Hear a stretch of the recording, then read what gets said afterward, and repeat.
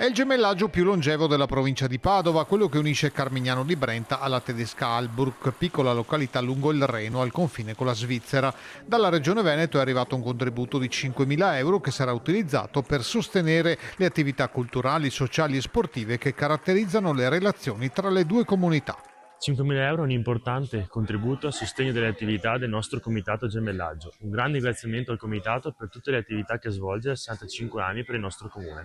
Il Comitato Gemellaggio vuole ringraziare il Comune per questo contributo che abbiamo ottenuto, frutto di 65 anni di scambi culturali che abbiamo tra i due comuni, appunto di Carmignano di Brenta e di Heilbronn in Germania, frutto costante di tante iniziative fatte tra i due comitati che coinvolgono entrambe le comunità.